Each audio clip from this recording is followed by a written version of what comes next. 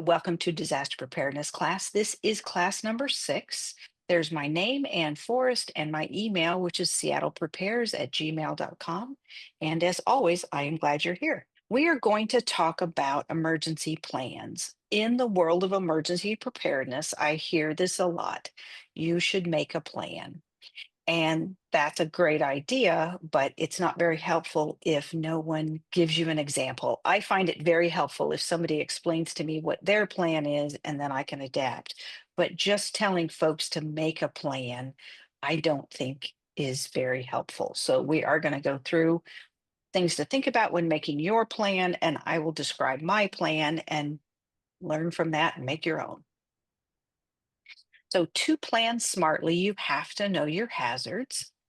You have seen these before, I'm sure.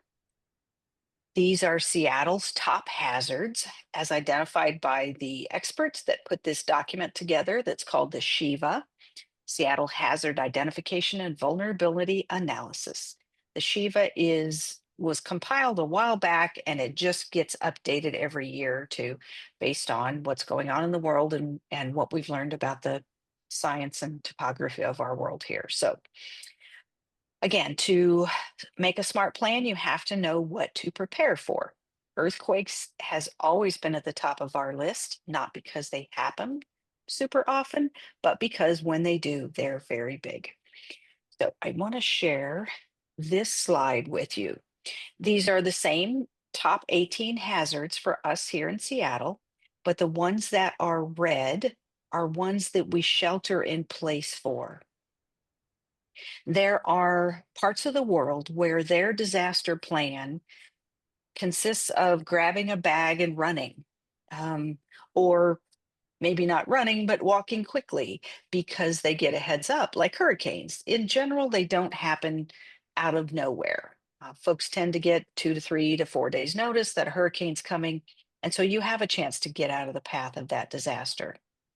In Seattle, like I said, the top 7 out of the top 9 hazards that we face all ask us to shelter in place. There's not many disasters here in the Seattle area that we outrun. So, earthquakes, it's a no notice event. You don't get the chance to get out of the area before an earthquake hits. In general, snow and ice and windstorms kind of come up a little bit out of the blue, not a ton of notice, and really, where would you run to? So we shelter in place for snow and ice and windstorms. Power outages, kind of the same thing. They go along with weather. They're a little bit unpredictable, and you really don't outrun of them. You just kind of hunker down and try and get through it. Cyber attacks, same kind of thing. We're not going to outrun a cyber attack. We're not going to get notice and be able to go stay with Aunt Louise in Ohio or something like that. Disease outbreaks, we all just went through this with COVID. You don't leave, you don't get out of the way of a pandemic, and excessive heat, kind of the same thing. We just hunker down, try to make the best of it, try to stay cool as much as we can, but we shelter in place.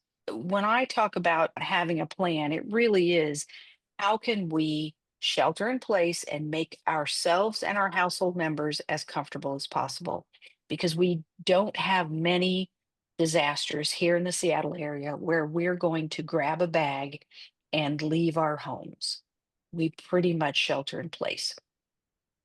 So, why do you need a plan? Why not just figure this out when it happens? Well, because when it's sudden and distressing, we don't think clearly. And a lot of times we can't communicate clearly. We can't communicate because the power's down, because the storm knocked the power out or knocked down the cell phone towers or whatever. So if you can't communicate, you can't think clearly, you're not going to be able to get your household together well. Some of our disasters, more local rather than systemic ones like a house fire, there's just no time to communicate clearly. So thinking about this ahead of time, talking about it with your other household members makes a lot of sense. The other reason you need a plan is just sitting around the table talking about it helps you build muscle memory. When it's needed, there's a strong chance that if you have talked about it more than once, especially, you may actually remember what you talked about at the dining room table, at the kitchen table. If you do it one time, that's great. If you do it 5 times, Much, much better. And it just gives you peace of mind. It's one less thing you have to worry about. If a disaster, a large disaster was to happen, you've already laid the groundwork for how your household might handle it. So you're just that many more steps into it, and your Mhm. stress level could be less. I want you to start with this scenario. It is Thursday, it's the middle of January, and it's like 3 in the afternoon, starting to get dark, probably cold, probably raining, because that's what we have. And everybody in your household is out and about, whatever they're normally doing on a Thursday afternoon around 3 o'clock, whether kids are in school, you're hitting the grocery store on the way home from work, somebody's still stuck at work, whatever you're doing, your household is out and about on a typical Thursday afternoon. And we have a strong earthquake. So if you could talk to one another, what would you say? How would you get your household members together? Where would you all get together? It could be your home, it could be someplace else. Maybe someplace that isn't your home makes more sense for your family and your situation. So assume you can communicate, assume you could think about it and talk about it right then. And then whatever decision you came up with, that's your plan. So I'm going to talk a little bit about my family plan. This is me, Northeast Seattle, and D is for dad. Thursday afternoon at 3 o'clock, he's in the VA hospital. That's where he works. And then my teen is down here, Rainier Beach kind of area. If there was an earthquake, this is what we would do. And we've talked about this.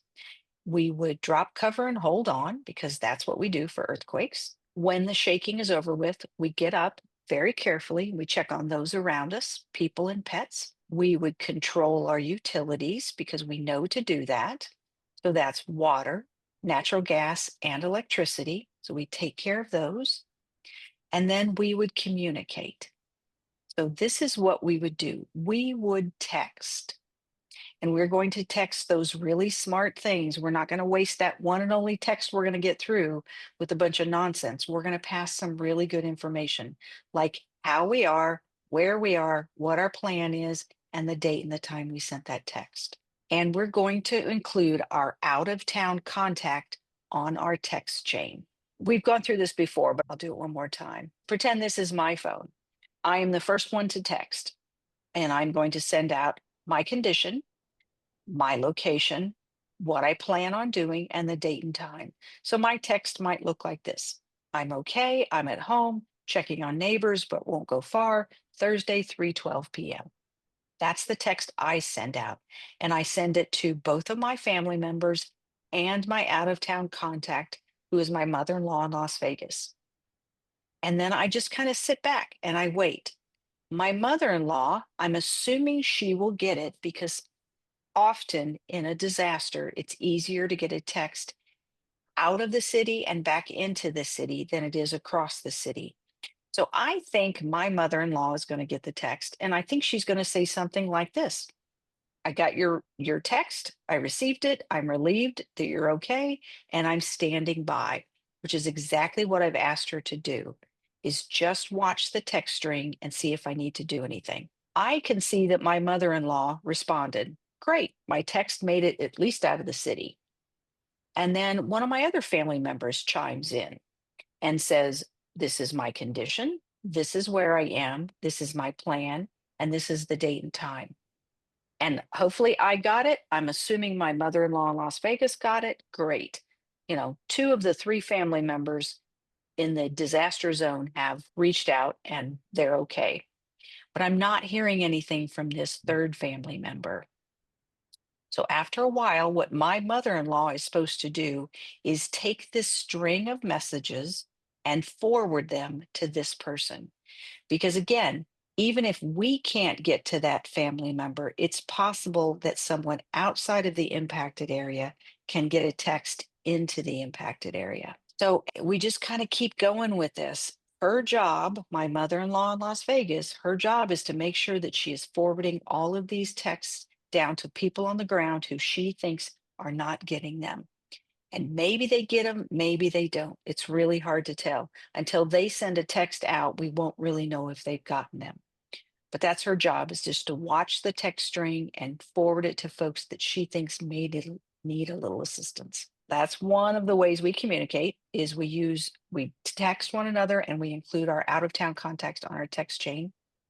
My family, at least right now, my partner down in the VA hospital and myself, we both have GMRS radios, and I'm not going to go into that, but there's a small chance we would be able to talk to one another after a disaster via GMRS radio. Our plan, because we've sat around the table and talked about this, is dad stays at work because he works in a healthcare facility. He stays at work. He's not coming home anytime soon. But I've heard from him. He's alive. Excellent. I know exactly what he's going to do. He's going to stay there. He's going to do what he needs to do. And then when he's able, he will come up to the north side. So he stays there. My teen down here shelters in place. And then when they get notification that it's a good time to go, they walk up to where dad is. So these two are now together. T walked up to D. They're together. And one of the big things for us, for our family, is getting across the ship canal. May not be an issue for you, but it is an issue for my family. They're definitely going to be listening and trying to get information on bridges, on which bridge they might be able to get across. So we've kind of determined that walking home from the VA to Northeast Seattle is going to take at least 4 hours, probably a bit more. Let's talk about crossing the ship canal. A while back, I did some investigation on what I think might be the best bridge for my family to try and cross. And what I'm looking for when we're talking about bridges is something called liquefaction. Liquefaction is something that happens only in earthquakes, and it's really evident when the dirt, the ground is really wet. So we're ripe for liquefaction because we're in Seattle and it's wet so much of the year. So when wet dirt, when it shakes during an earthquake, it becomes kind of like quicksand. The water rises to the top and heavy things will sink down into the mud. And then when the shaking's over with, it stops being quicksand, but now everything's stuck in this mud that's now kind of hard. So that's liquefaction. Really heavy things will sink and they don't rise back up to the top. You have to dig them out. For me, looking at bridges, especially, I'm going to look and see if liquefaction zones are on either side of that bridge. The bridge may be just fine, but if the entrance or the exit to that bridge is a complete mess, then it's like the bridge doesn't work at all. That's one of the things I looked at when I was looking at the different bridges. I was looking for landslide areas on, again, on either end of that bridge. How old is the bridge and has it been retrofitted? So I looked at all of the bridges, all of the ways to get across the ship canal. And the one I determined for my family, based on those four things, the one I determined for my family that would probably work the best is the Montlake Cut. My partner is here in Beacon Hill and he's walking up and he's going to check with hubs if there's any hubs on his way on his walk home between work and the ship canal to find information. Maybe the bridge that I think is going to do the best, maybe it didn't. And maybe he needs to be trying to cross over here. Or maybe there's a mosquito fleet operating somewhere along the ship canal, which we absolutely believe is going to happen. As he's walking north, as he and my teen are walking north, they're trying to get information. And one of the places you can stop and probably get information are the emergency communication hubs, which we're going to talk about next week. So I'm not going to do too much talking about them, but it is a place for information. I have encouraged my partner to put the hub map on his phone.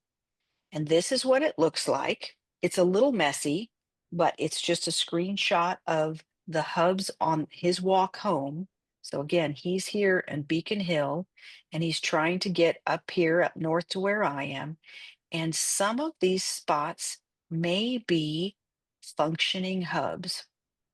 It's a little hard to see, but on this map, these radio signals that are solid in the center means that there are a group of organized neighbors that have said they will stand up and be available for their communities after a disaster.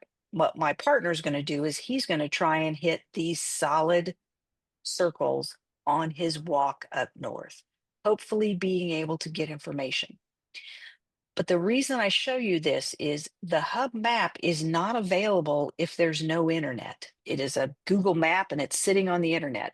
So you need to have a photo of where those hubs are in order to be able to find them on your walk home. I have encouraged him to put this map on his phone. Again, I looked at the details I could find, and I think the Montlake Cut Bridge is probably going to be the best way for my family to get north across the Ship Canal. I could be way wrong, but based on what I've been able to look up, that's the best guess. Just real quick, somebody in the chat asked about where do I find the hubs map. I'll send that out with the notes from this, but we're definitely going to talk a lot about the hubs next Wednesday. Emergency plans. What you need to think about is how are you going to get your household back together? How? And don't assume anybody can drive or take buses or light rail. If the earthquake's bad enough, we're walking. So, how are we going to get my household back together? Where? And how long do you think it'll take? Don't assume you're going to be back together a couple hours after the earthquake. It's very likely it will take quite a bit of time. And if everybody acknowledges that up front, maybe the stress level goes down a little bit. So, how are you going to get your household back together? If you were at work, what needs to be done before you can leave? There's some places you may just walk out the door and start walking. That's very possible. There may be some work situations where you don't have that luxury, and there are people that depend on you that need things before you can just leave. And maybe leaving right away is not the smartest thing to do. Maybe the smartest thing to do is to hang out at wherever you work for a day or half a day or something to get more information before you start that walk home. So think about what needs to be done. Talk to your boss. What needs to be done at work before we can take off after a big disaster? And then we're going to talk about schools. Schools have this thing called their reunification plan. And what happens is whenever their normal dismissal process is messed up, like at 2:45, all the fourth graders are standing out there ready to get on the school bus, or all the parents are driving into the zone and picking up their kids. Whatever the dismissal process is, when it gets messed up, the school goes into what they call their reunification plan and make sure that the right kid goes home with the right parent. A real brief overview. This is what the school's reunification plan looks like. The kids are all huddled together out of sight. Parents are going to be locked out of the building. So they are on the outside of the building, all huddled together. You won't be able to bust through the doors, run down to the second grade classroom, grab your kid, and run back out of the school. They go into a tight lockdown mode. Parents are in one area, kids are in the other area, and they are paired up, the right kid with the right adult, and they leave. Adults need to bring their ID. Don't assume that whoever is giving you access to your kid is someone that knows you. Bring your ID. You need to be able to prove that you're on that sheet of paper that says little Johnny can go home with Ann Forrest or whatever. Bring your ID so that you can get matched with the right kid and you guys go home. So it is a very slow process. It's very methodical. It needs to be just to make sure that each kid goes home with the right parent. Be aware the school does have a plan for reunification of kids and the right adult, and it is a slow process. So build that into your plans.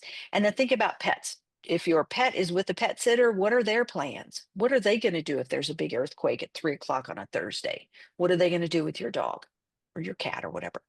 And then, is there anybody in your life that has special needs that just is going to need a little bit more care? Somebody with access and functional needs or elderly parents, something like that?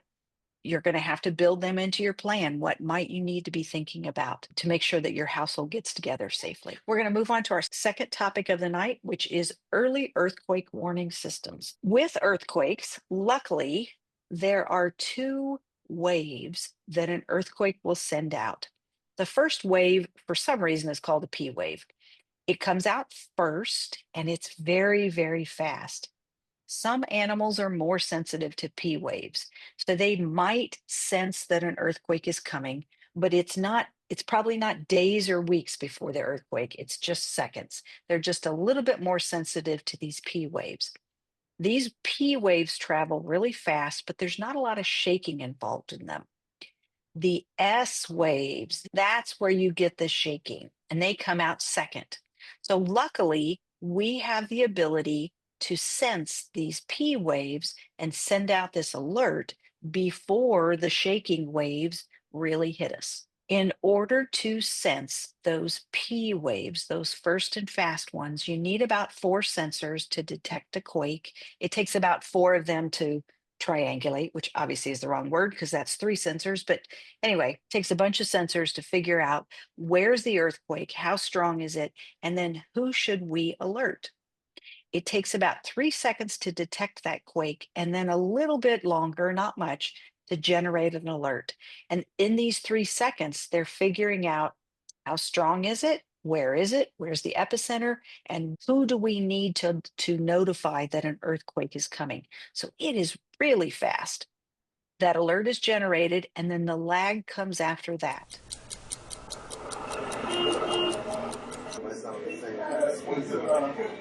Don't let yourself be convinced to do something that you know is bad, and then even finally just share with them. With even a few seconds of warning, Shake Alert can save lives and reduce injuries by alerting people to take a protective action such as drop, cover, and hold on.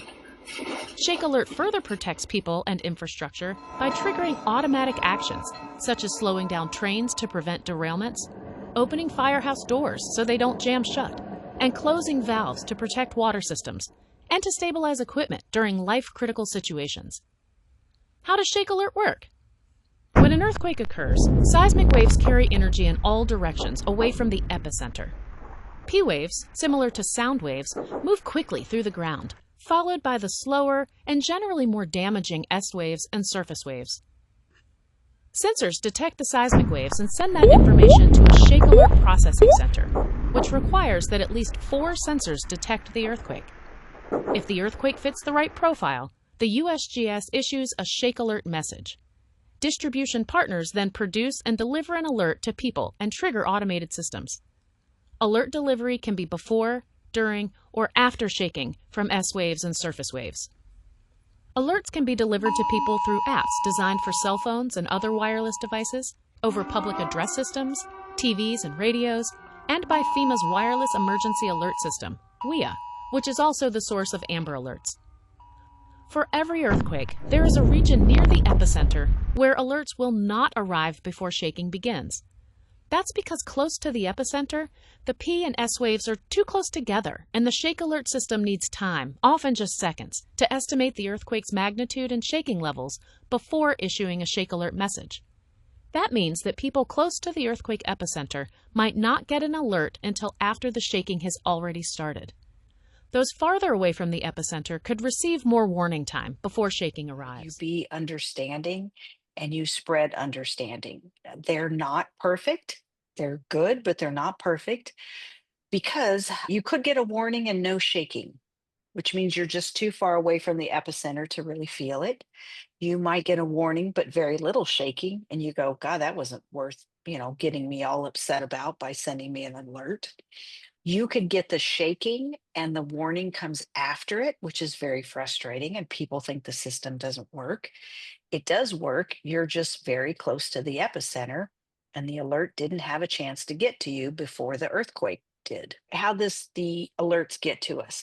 I looked through the systems to find out and see if this has been updated since the last time I taught this, which was a year ago. I really thought there would have been more choices out there, but there's not. We're still stuck at 2. The first one is Shake Alert. It is the wireless emergency alert, the WEA, similar to Amber Alerts. Most relatively new phones can get them, similar to Amber Alerts. And when I say similar, it is the exact same sound, very distinct sound. I'm assuming your phone will vibrate and you'll get a text alert on the front screen of your phone. I'm going to urge you to enable WEA, wireless emergency alerts, on your phone, and you have directions on how to do that. It's a little bit hard for me to tell people how to do it because everybody's got a different phone, but hopefully the directions that I provided will be helpful to get you to walk through it and make it happen. The second one is the MyShake app. And when I said I thought there'd be more, I thought there'd be more apps by now, but we're still, as far as I know, we just have the WIA alerts and the MyShake app. Both really good. You want both. They work differently enough that you want both of them on your phone, turned on, ready to go. Yeah, the MyShake app is the only one in Washington State at this time, and you do want both. So I've given you directions to download both of these things. So moving forward, the more sensors we have out in the more remote locations, the better of a system we have, the more robust, the better it detects where the earthquakes are and gets us the information that we need. If you get an early earthquake warning alert, you're going to drop, cover, and hold on. I'm going to show this video. There's not sound, so don't worry about that, but I think it's interesting. I think what these folks doing in this typical office setting is very, very common.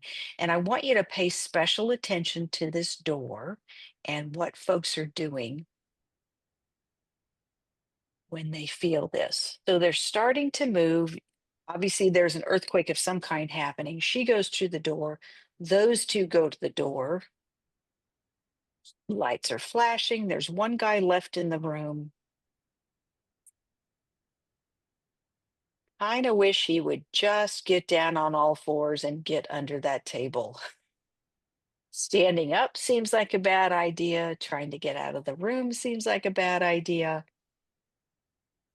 But that's what folks do when they haven't practiced. Our lizard brains tell us to get out of that room. And I don't know if you saw it, but it every time I see it, it breaks my heart a little bit. The two folks, the two gentlemen that ran for this door, and they're both trying to get through it kind of at the same time. I know somebody's hands got squished in that door. So don't run to the doors during an earthquake. It's so many bad things can happen. But that's what we do. That's what our little lizard brains do. I have one last topic if you're interested. If you have a mortgage on your home and you want to listen to this, stick around. Otherwise, the final class is next week, next Wednesday. We're going to talk about these emergency communication hubs I keep talking about. And I'm going to try and help folks download smartphone apps onto their phone. There are quite a few apps that you can download on your phone that will work even after a disaster. Like they don't need cell phone signal, they don't need internet signals. So next Wednesday, February 26th at 7 p.m., the big topic is emergency communication hubs. And I would seriously encourage you to tune in. The hubs are a really interesting system. And if you don't know about it, you're really missing out. So hope to see you next week. I'm going to keep going and we're going to talk about this mortgage issue and what it looks like if you have a mortgage in Seattle. So FEMA have amazing assistance programs, but they do not make you whole. These are some of the programs that they have. They can help you out with disaster housing for about 18 months. It does not fix your home. It just helps get you housing somewhere. They do have loans available. These are loans. These are not grants. This is not free money, but low interest disaster loans. Weirdly, it comes through the Small Business Administration. Those are available to help fix up your home. And then they have individuals and household program, the IHP, and they cover some things, but this isn't tons. This is basically to get you through for a while, but it doesn't make you whole. So let's talk about this idea of walking away from your mortgage. In the foreclosure world, there are two types of states, as in one of the 50 states. There are recourse states and there are non-recourse states. In a recourse state, the borrower is personally liable for the debt. So if you walk away from your mortgage, they're going to come after you. You are still liable. In a non-recourse state, the lender can only foreclose on the property. They can't come after you for the remainder of what's on your mortgage. Washington is a non-recourse state, sort of. So this is my example. You owe $300,000 to the bank. That's what you have left on your mortgage. You stop paying your mortgage. You move out of state, you go live with your brother-in-law in Florida, and you let the bank foreclose on your house. The bank sells the house for $100,000. The bank is still $200,000 out. In a pure non-recourse state, the bank absorbs that difference, that $200,000 difference. They do it through something called a non-judicial foreclosure, meaning they don't involve the justice system. There's no judge in this. A judge is not involved, the issue stops there, and the bank absorbs that $200,000 difference. This is in a non-recourse state. Washington State does have a judicial foreclosure option. They can bring in judges to help with this issue. The judge can allow the bank to put a lien on all real and personal property, garnish your wages, etc., for the $200,000 difference. So that's why I say Washington State is a non-recourse state, sort of. They do have a caveat in there. I don't know how often it's used. I don't think it's used very often, but they can involve a judge and come after you for the remainder of the difference between what you owed to the bank and what the bank could sell your house for. If you have refinanced your house, if this is not your first mortgage on that house, please talk to a lawyer. I am not a lawyer. Things change a lot. That's all I have for tonight. We ran over a bit. I'm going to leave that up on the screen for just a second to remind you to tune in next week.